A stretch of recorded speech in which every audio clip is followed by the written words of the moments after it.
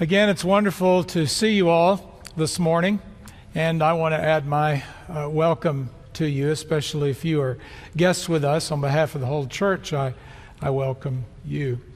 And Happy New Year to all of you. You know, it occurred to me twice during the last few days that sometimes maybe I need to get out more. That is, I can get a little bit too immersed in church culture, if you will. One of those times was this morning when I saw people entering in the hallways, and here it is, the first Sunday in Epiphany. The color for the day is green in the season of Epiphany, and here are all these people wearing purple, and I'm wondering, you know, don't they know Advent is over? And forgetting that it might have had something to do with an event that happened in San Antonio yesterday. So I probably need to get out a little more. But the other time was Susan and I went to see Star Wars, the new Star Wars movie this last week. And near the end of the movie, one of the characters says, "The Force be with you." And I said, "And also with you."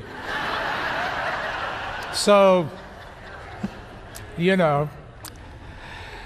But it's good to enter this new year. And I don't want to be too immersed in United Methodism, I suppose, as we begin this year, but I do begin a series today called the United Methodist Way. A number of years ago, many years ago now, Albert Einstein was traveling by train away from home, and the conductor came through the car to punch the tickets, and he couldn't find his ticket. He was frantically searching in his coat pockets and in his briefcase for his train ticket, and the conductor said, "Oh, Dr. Einstein, don't worry about it. I know who you are, and I'm sure you bought a ticket, so it's okay. I know who you are. Don't worry about it." And so the conductor went on up the aisle in the train car, punching tickets, and just as he was about to exit the car to go into the next car, he looked around, and there was Albert Einstein down on his hands and knees looking for his ticket under the seat. And so he went back to him and he said, "Dr. Einstein, I told you, I know who you are. It's okay." And Einstein, in an exasperated voice, replied, "I too know who I am. What I don't know is where I'm going."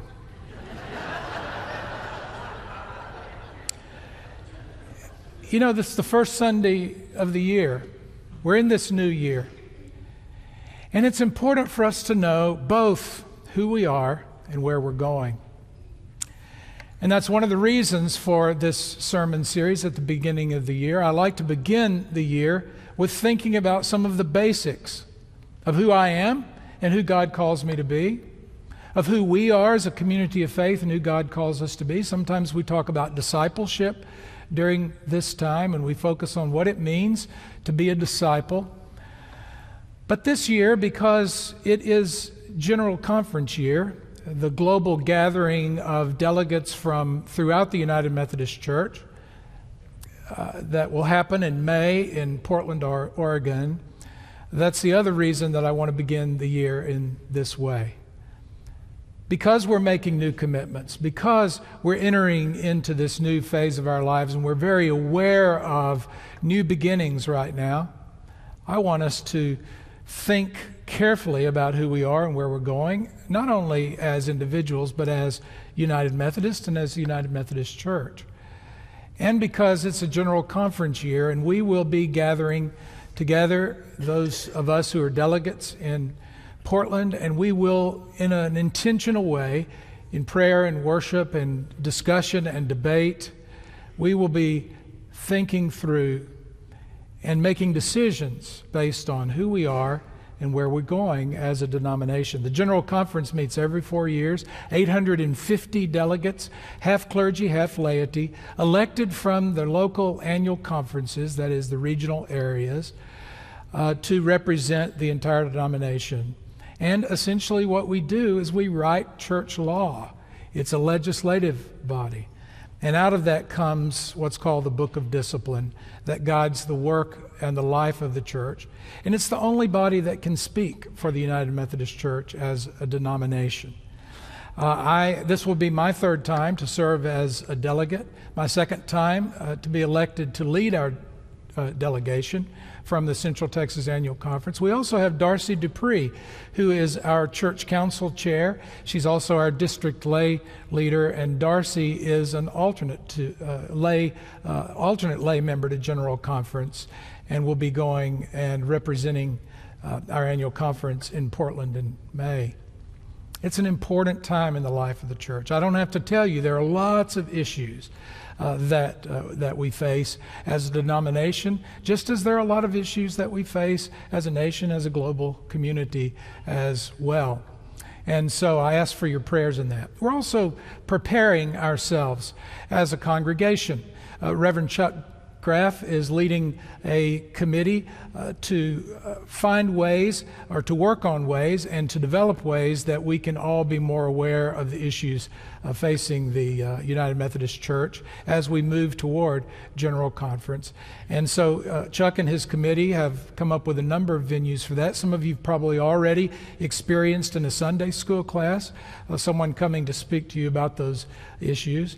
Also, at the end of this series, the first Sunday in February, in Wesley Hall, Tom Harkrider, who is the first elected lay delegate from our annual conference, is a member of Arborlawn United Methodist Church, and I will be presenting in Wesley Hall at 9:30 in a special church-wide Sunday school hour, the issues coming up before General Conference. And we'll also be doing that at the 11:11 worship service in Wesley Hall as well on that Sunday. But as we're moving toward that, I think it's important for us, as I said, to know who we are and where we're going, and to know what we share in common as United Methodist. What are the distinct emphases? Who are we as United Methodist, and where will that lead us in the future? And so we begin that today. And if I were to ask the average United Methodist Church member, what do we talk about a lot as United Methodist? They would undoubtedly, somewhere on their list, talk about grace. Grace. It almost has to be the first topic in a series on the United Methodist way, the way of grace.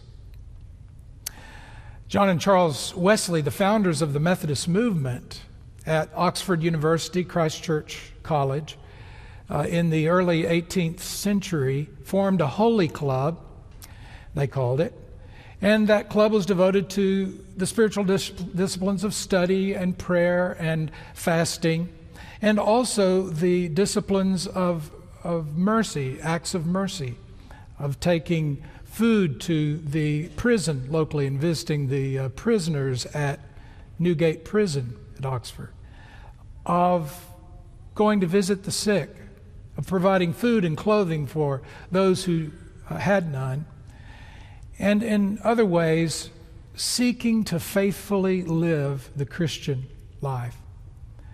And they were so methodical in their practices that some people call them Bible moths in derision, but others call them, again in derision, Methodists. There's a bunch of Methodists.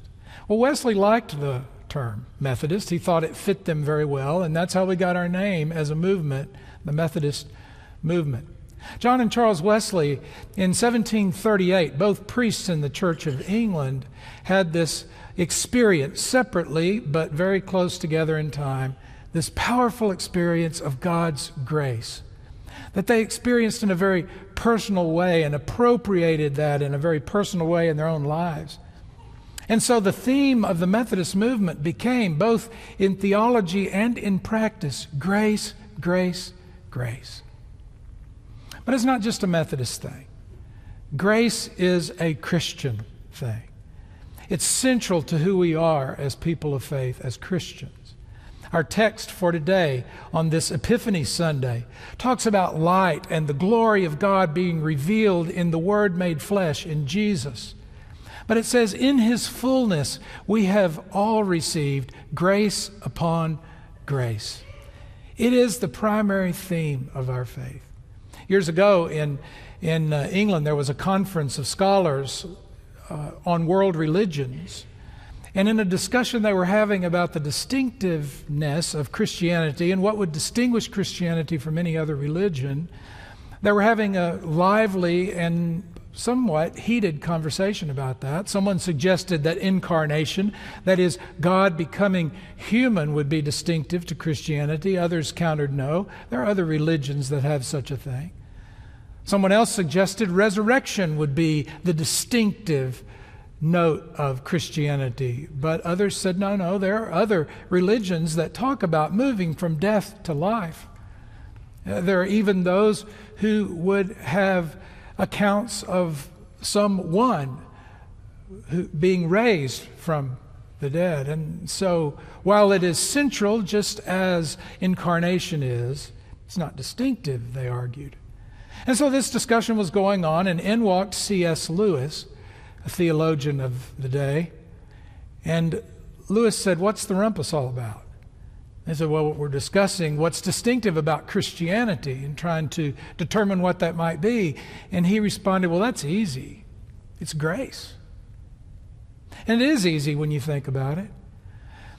Not having to earn God's love, not following a way in order to gain divine favor, but this free love of God, this free forgiveness of God, given freely, unmerited, unearned, is distinctive about Christianity.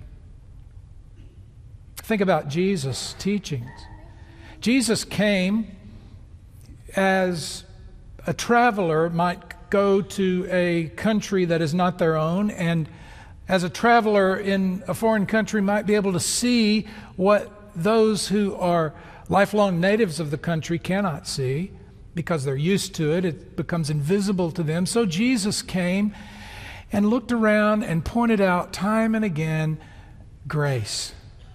That God's grace is at work. And he pointed to the birds of the air, how they don't have to toil, they don't have to sow or reap, and yet God feeds them. And the lilies of the field, they don't spin and weave cloth or any of that. They're clothed in all of this glory. And the rain falls on the just and the unjust, and the sun shines on good and evil alike. It's like God's grace. It's just poured out on everyone. And Jesus, time and again, though he rarely used the word, pointed to the grace of God over and over in his parables, in his teachings. And so it's not distinctive just to United Methodist, but it is an emphasis of ours. Someone has said that just as Eskimos, for whom snow is so important in their lives, just as they have different words to describe different kinds of snow, instead of just the one word snow that we have, so as United Methodist, or all Methodists in the Methodist movement, have distinctive words to describe the ways in which God's grace operates. And so I want to remind us of those quickly this morning as we think about this together. Charles Wesley, understood God's grace to operate in three ways: prevenient grace, justifying grace, and sanctifying grace. And let me remind you, perhaps for many of you, what those words point to, because they say something particular about the nature of God's grace. There's prevenient grace. It's a word that we probably haven't used, have we, this last week? I mean, did you say the word prevenient at any point during this last week? Probably not. But it's a word that means to come before. The word pre, of course, means before. Veni means to come. And so it means to come before. We have some vestiges of that word veni in other places in our language. To intervene in something is to come into the middle of or the midst of a situation and to make a difference in that situation. That's intervening, to come in the midst of. Or we have the word prevent, which means to come before something happens to keep it from happening.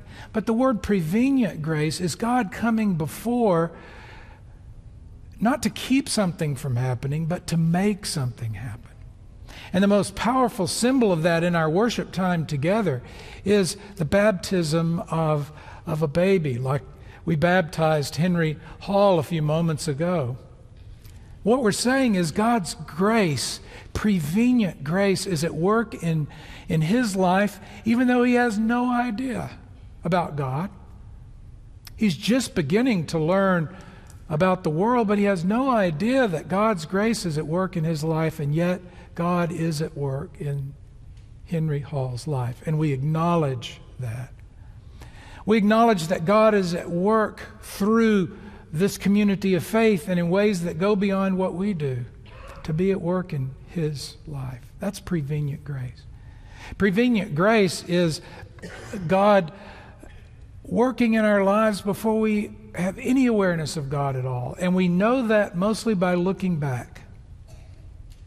If you look back on your own life, then you can more clearly see how has God been at work in your life to bring you to the place where you are today, to cultivate in you faith, or to bring you to this place where you're exploring and thinking about faith. Wherever you are today, God has been at work in your life since the day you were born.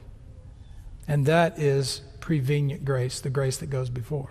Prevenient grace speaks of a God who is searching and seeking for us. Jesus told the parable of the good shepherd, the shepherd who will go out searching for a single lost sheep until he finds the sheep. And then he comes back and he throws a big party to celebrate that sheep that was lost is found. God who goes seeking after us. That's prevenient grace. The Wesleys also talked about justifying grace. That's the grace that reconciles us with God. It's God's forgiveness. It's the opportunity to begin again, to have a fresh start. In the 3rd chapter of the Gospel of John, just a couple of chapters after our reading for today, you have this religious leader named Nicodemus who comes to Jesus at night searching for something. Jesus senses what he needs. And so Jesus says to him, you must be born from above, or you must be born anew. It may also be translated. Or you must be born thoroughly and completely. That's another way to translate the word. Jesus means all of those things. And that's justifying grace. To begin anew, to be remade completely, to be reconciled to God thoroughly, and to have a new beginning. That's justifying grace, and we don't earn that. It's given to us as a free gift in Jesus Christ. There was a Dennis the Menace cartoon that speaks to that, kind of in a little bit of a roundabout way. You know Dennis the Menace. Dennis is a menace, especially to his neighbor, Mr. Wilson. Mrs. Wilson loves him and is always gracious to him. Mr. Wilson, not so much. But in this particular cartoon, Dennis and his little friend Joey are leaving the Wilsons' house, and they're loaded down with cookies. And Joey what did we do to deserve all these cookies? And Dennis responds, well, it's not that we were nice, but it's that Mrs. Wilson is nice. And that really is the message, isn't it? It's not that we have to be good enough to earn God's love. It's not that we have to be good enough to earn this justifying grace, but it's not because it's not about us, it's about who God is. Justifying grace.